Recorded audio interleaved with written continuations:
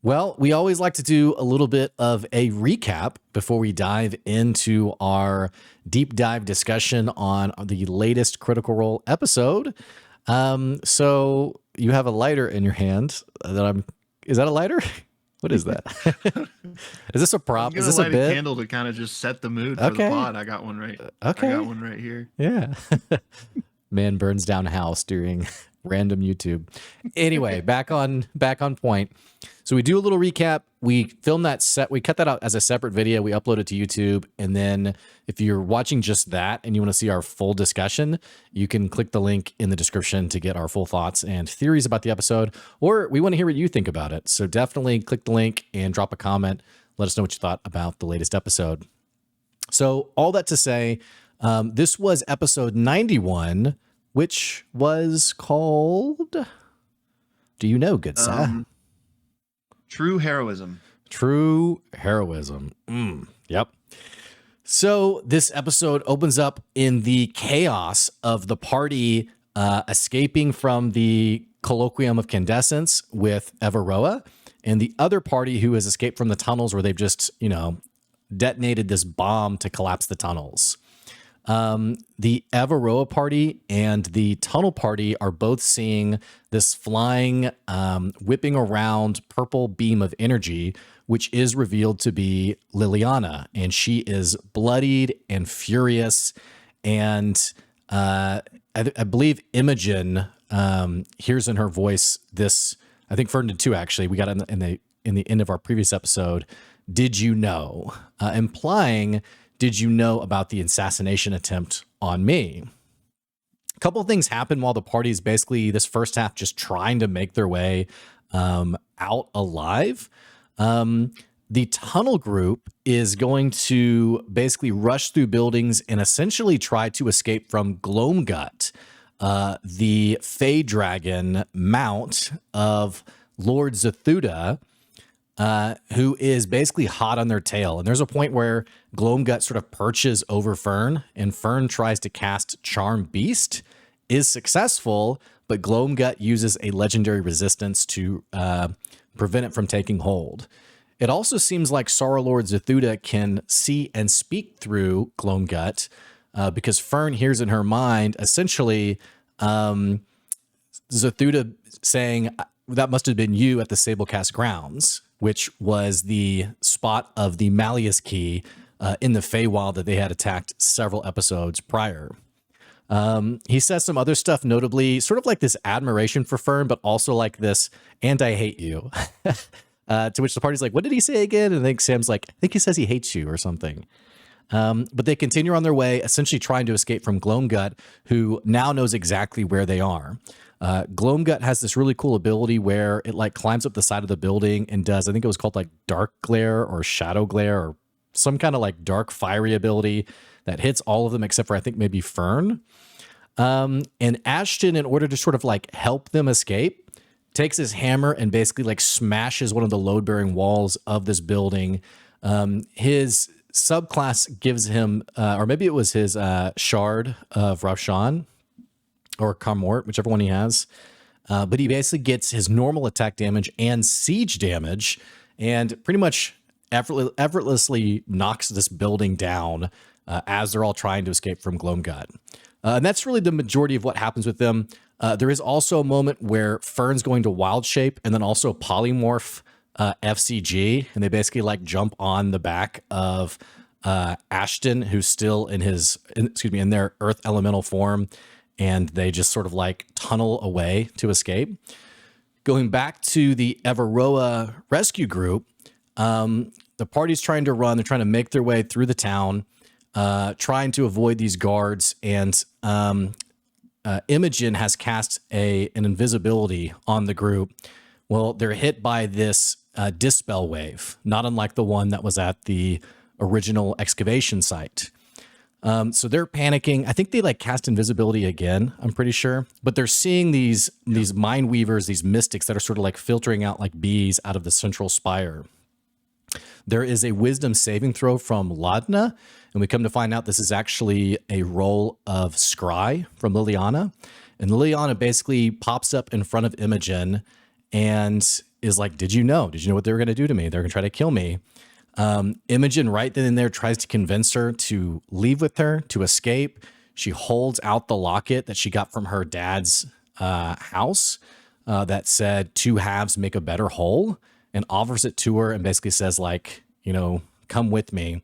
Liliana reveals, we get a little lore drop, that she is the vessel for, or she calls herself the vessel, and that she's worried that if Imogen doesn't leave, Ludinus will want Imogen to be the vessel, presumably the vessel for Predathos. But Imogen gets a perception check. I think it was like a 31 or something like outlandishly high. And Liliana basically says, like, I need to think, I'll come find you. And she leaves. So the party's like, yay, let's get out of here. Until the 5 members of the Weave Mind all pop up right in front of them, this sort of like illusory projection of all of them. And they see the party, they see the group. And they're like immediately like looking into each player, each character. They see Chetney and recognize that he had gone feral under the flare of the red moon of Ruidus. They look at Laudna and they can see Delilah within her. And basically, the party realizes we're in a really bad spot. And Aurum calls out to Nanomori. Part of his bargain was, I will serve you after this mission is done, as long as you help me. And Aurum even calls it a wish, almost like a wish spell, and says, Mori, like, whatever you can do, please help us get out of this. The Weave Mind basically have this moment then where they say, like, we can't let you leave, essentially. And then there's like a pause, and then they say something like, no, they will go. And then they disappear. And even the party's like, what just happened? And Aurum thinks it's his wish spell. They go out this like tunnel leading up to the surface. They reconvene with the tunnel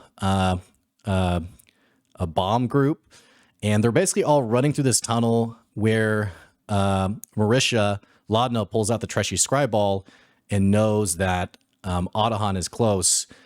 And then it's through these tunnels where they finally see this figure coming out of the shadow. It's Autohan Thule. She's arrived and she is pissed. And that's where we go to break. And nothing happens after that. That's just, nope. They all just work it out. Ends, so where the campaign ends. Yeah, everyone's happy. Had a good run. Yeah. All right. So the second half of this episode is literally the combat. It's like 3 hours long, and I'm gonna hit the highlights, and this is still gonna be long. But so we roll initiative. We're fighting Odahan, right? And combat basically starts with Aurum going straight for that backpack that she wears. And he just starts off by getting back-to-back crits with this glass weapon that some of them have now. But if you recall, if you get a crit with it, you then have to roll a dice and it has a chance to shatter. Luckily, it does not shatter. This combat will go on to have a bunch of nat 20s. Yeah.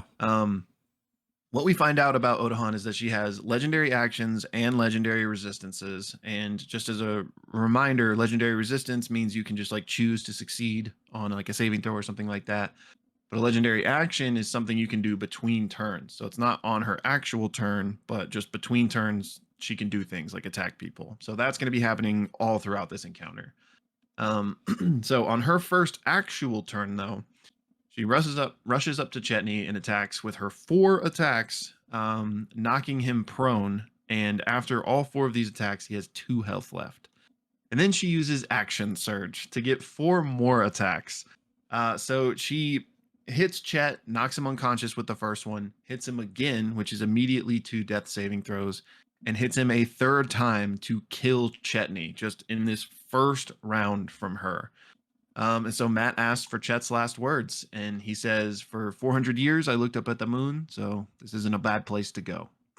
So Odin still has 1 attack left, by the way. So she finishes this action surge by hitting Fern and knocking her prone. This seems to be some effect of her attacks, by the way. I don't remember what it was, but like her attacks knocked prone. Like a psi strike or a psionic dice or something. Basically that's happening all throughout the combat, too.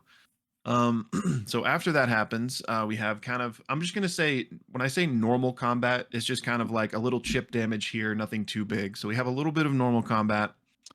Sorry, I just lost my place in my notes.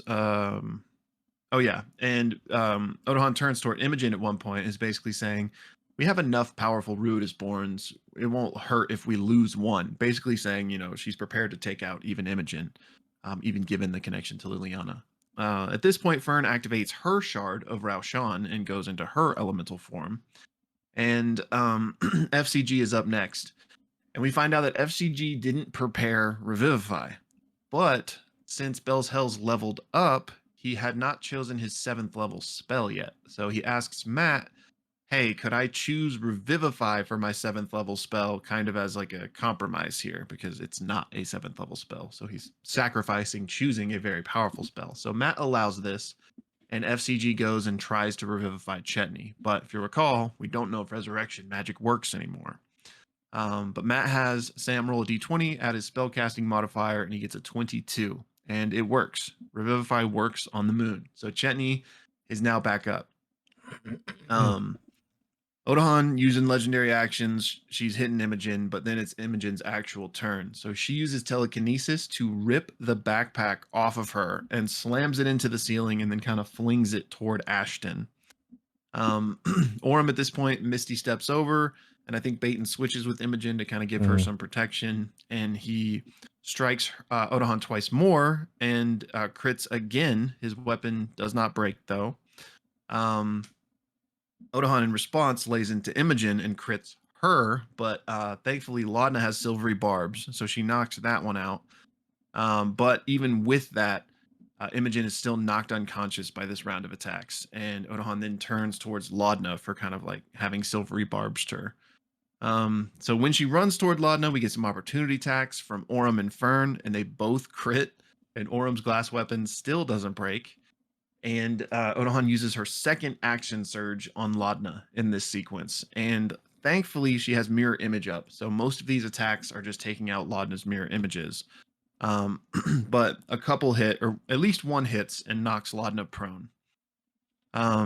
Chet is then up, and he Misty steps toward Imogen and gives her a potion, bringing her back up. Or I don't know if I mentioned that she actually got knocked out or not, but she did. Right, yeah.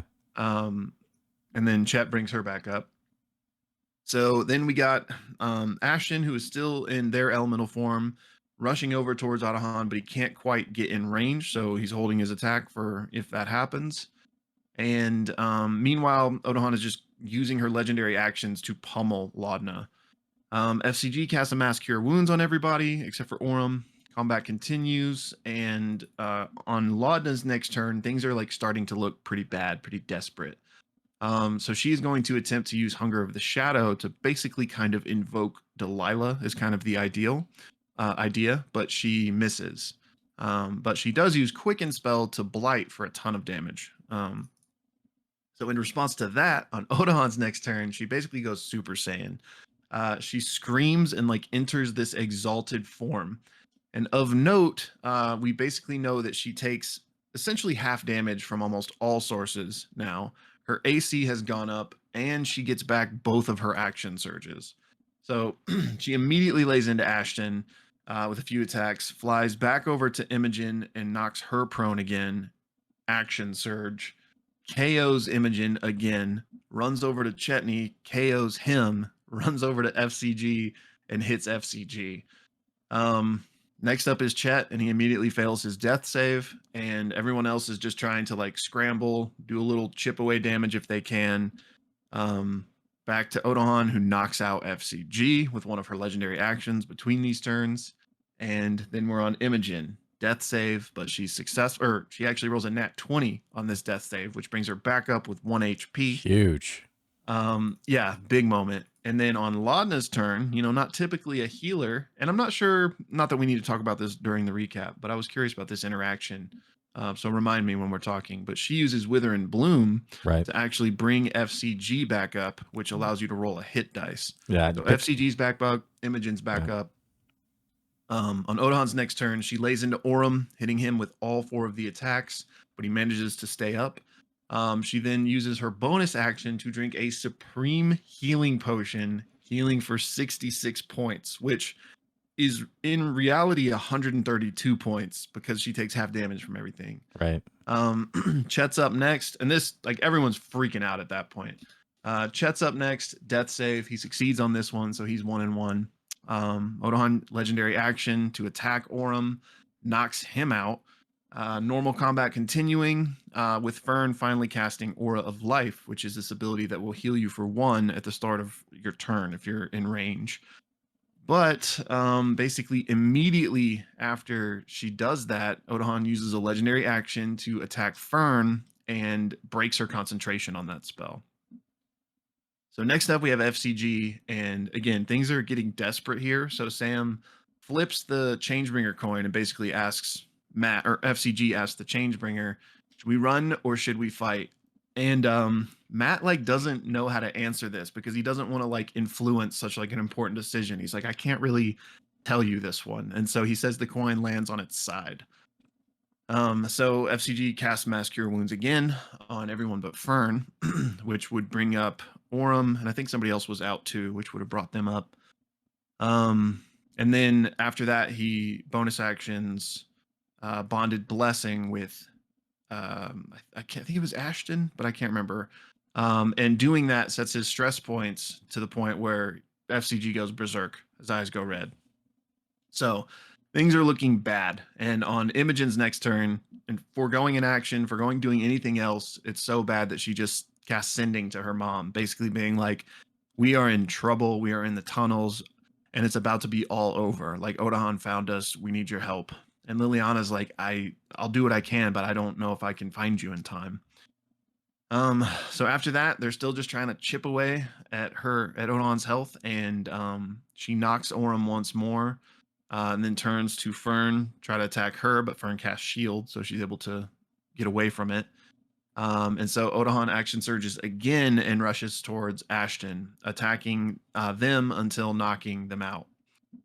He then moves to Imogen because she still has some attacks and attacks her.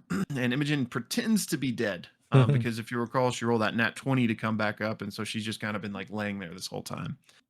So she rolls a deception check and succeeds. So this one attack didn't take her out again, but Odahan just assumes she's gone. So after that, she jumps over toward FCG. We then go to Chet's turn. All he can do is basically cast Shatter because he's too far away to do anything else. We move to Ashton, who fails a death save. Odahan uses a legendary action to attack FCG, doing like 20-something damage. Fern casts Blight, but the damage is just heavily reduced. Odahan once again uses a legendary action to attack FCG, but FCG is still barely up, and now it's FCG's turn. And again, they're berserking here. So in their anger, they just rush Odahan and cast Guiding Bolt, but on themselves, on their arcane core, in order to basically self-destruct. And Matt is like, you know what you're doing here? You know what this means? And Sam says yes. And he gives this, impassioned speech that I can't do justice in this moment, but basically saying he's sacrificing himself to save the ones that saved him. And Matt basically says roll 20d8, and Odahan tries to run, but FCG prevents her from doing that, and this massive explosion goes off with a huge crater left in its wake, and FCG's parts are scattered everywhere, and Odahan is like a charred corpse in the middle of this. And as the dust is settling, basically nobody has any time to process any of this because they can hear soldiers approaching. So Fern quickly goes and picks up what pieces of FCG she can. Ashton goes and grabs the Changebringer's coin, which Matt describes as embedded in a nearby wall, kind of pointing them the way toward the exit. Chetney, I think, grabs Odahan's body and her weapons, and they're throwing that in the hole. They grab the backpack, and Imogen does grab FCG's staff as well.